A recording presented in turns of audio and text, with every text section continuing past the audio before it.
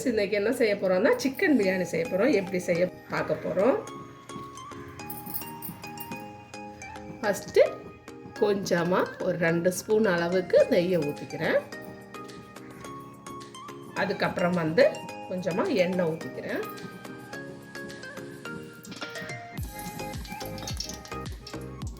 நான் இன்றைக்கி 1 கிலோ அரிசியில் செய்ய போகிறோம்.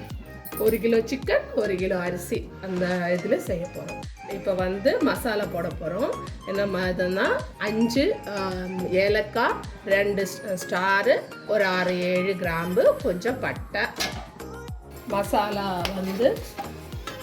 பொரிஞ்சிச்சு. இனி நான் ஒரு கிலோவுக்கு ஒரு 6 வெங்காயம் எடுத்திருக்கேன். கொஞ்சம் பெருசாகவே ஒரு மீடியம் சைஸாக நான் ஒரு 6 எடுத்திருக்கேன்.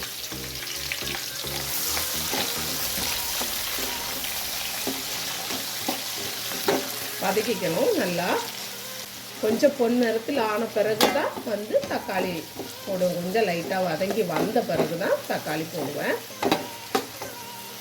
அதில் ஒரு 3 பச்சை மிளகாய் கீறி வச்சுருக்கேன், அதை போட்டுருங்க.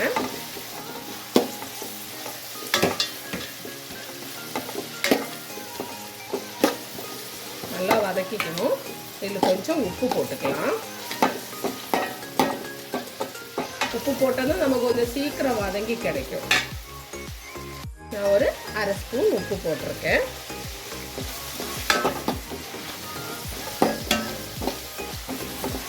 இந்த மாதிரி அகலமான பாத்திரத்தில் செஞ்சோம்னா கொஞ்சம் குழையாமல் உங்களுக்கு கொஞ்சம் நல்லா உதிரியாக கிடைக்கும். கொஞ்சம் வெங்காயம் வதங்கிடுச்சு. ஒரு 2 ஸ்பூன் அளவுக்கு இஞ்சி பூண்டு போடுறேன். இஞ்சி பூண்டு எப்படின்னா, நான் ஃபஸ்ட்டு சிக்கன் ஊற வச்சுருக்கேன். அதுலேயும் நான் கொஞ்சம் இஞ்சி பூண்டு போட்டிருக்கேன். அதனால இதுலேயும் 2 ஸ்பூன் அளவுக்கு நான் போட்டிருக்கேன். இஞ்சி பூண்டு எப்படி அரைக்கணும்னா, பூண்டும் இஞ்சியும் சரி சமமாக எடுத்துக்கோங்க. அப்போ தான் அது கரெக்டான ஒரு ஸ்மெல்லு கிடைக்கும். காரமும் கரெக்டாக இருக்கும். இஞ்சி ஜாஸ்தியாக போடுவாங்க சிலவங்க, பூண்டு ஜாஸ்தியாக போடுவாங்க. ஆனால் 2 சரி சமமாக இருந்தாங்கன்னா ரொம்ப நல்லாயிருக்கும்.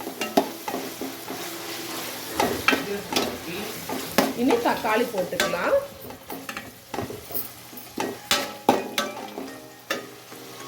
தக்காளி நான் ஒரு 5 தக்காளி எடுத்திருக்கேன். 5 தக்காளி, 1 கிலோவுக்கு நான் 5 தக்காளி கொஞ்சம் மீடியம் சைஸில் எடுத்திருக்கேன்.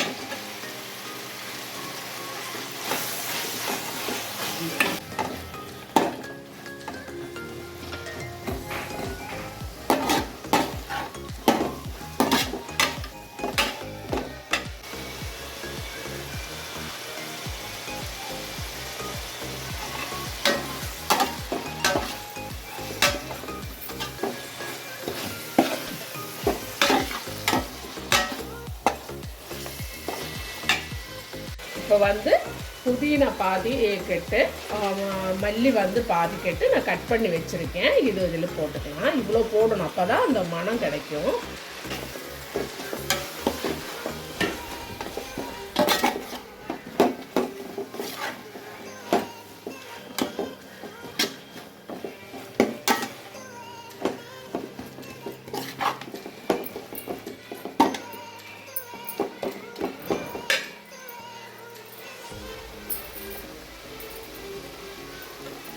நல்லா வதக்கி கொடுங்க. நல்லா மணம் வருது. நல்லா வதங்கிடுச்சு. இப்போ 2 ஸ்பூன் அளவுக்கு மிளகாத்தூள் போடுறேன். ஏன்னா நான் ஏற்கனவே சிக்கனில் கொஞ்சம் மிளகாத்தூள் போட்டு வச்சுருக்கேன். இனி ஒரு 1/2 ஸ்பூன் கலருக்காக கொஞ்சம் நம்ம காஷ்மீரி மிளகாத்தூள் போட்டுக்கலாம். ஒரு 1/2 ஸ்பூன் போதும்.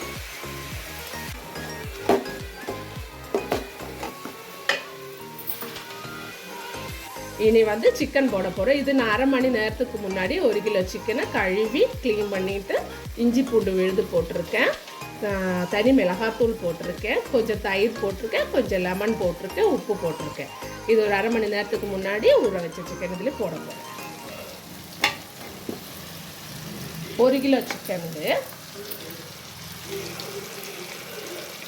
சிக்கன் பெரிய பீஸாக இல்லை. ஒரு கடையில் சொன்னாலே அவங்க கட் பண்ணி தருவாங்க. பிரியாணி கணக்குன்னு கட் பண்ணி தர சொன்னோம்னா அவங்களே கட் பண்ணி தருவாங்க. அந்த அளவுக்கு இருந்தால் தான் பிரியாணியே டேஸ்ட்டாக இருக்கும். இப்படி வதக்கணும். வதக்கிட்டே இருங்க. என்னென்ன சேர்த்துருக்கேன்னு நான் ஃபஸ்ட்டே சொல்லிட்டேன். அப்புறம் அரிசி வந்து நம்ம ஒரு 20 நிமிஷம் ஊற வச்ச அரிசியாக இருக்கும்.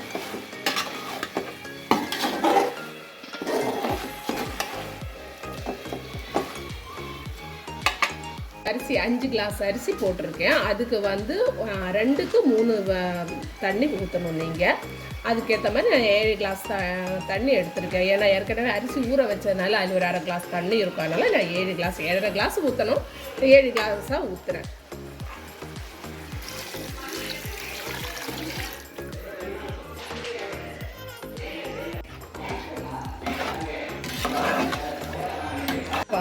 பார்த்துக்கோங்க.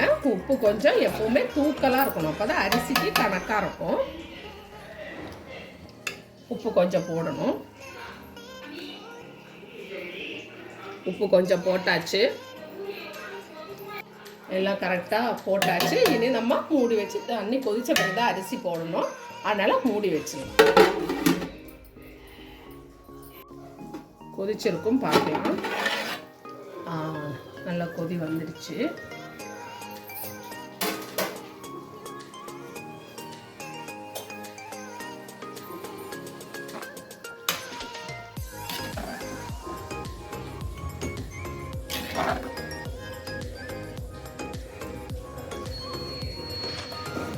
அரிசி வந்து பார்த்து வாங்கிக்கோங்க. நான் வந்து யூனிட் அரிசி வாங்கியிருக்கேன். அது வந்து எனக்கு அது எப்போவுமே அது பக்குவமாக கரெக்டாக இருக்கும். நீங்களும் வாங்கும்போது வந்து அரிசி பக்குவமாக, ஏன்னா சில அரிசிகள் வந்து ரொம்ப குழஞ்சிடும். 1 நிமிஷம் ஊற வச்ச அரிசி இதில் ஒரு 1/2 கிளாஸ் தண்ணி இருக்கும். அதனால தான் நான் 7 கிளாஸ் சேர்த்தேன்னு சொன்னேன் இல்லையா. இது அப்படியே கொட்டிக்கிறேன்.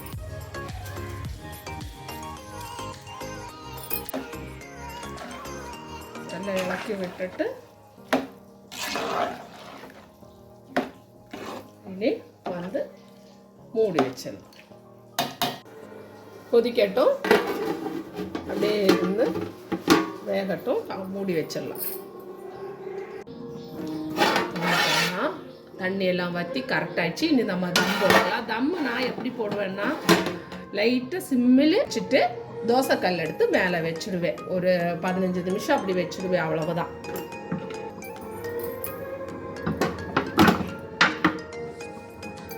இவ்வளவுதான்.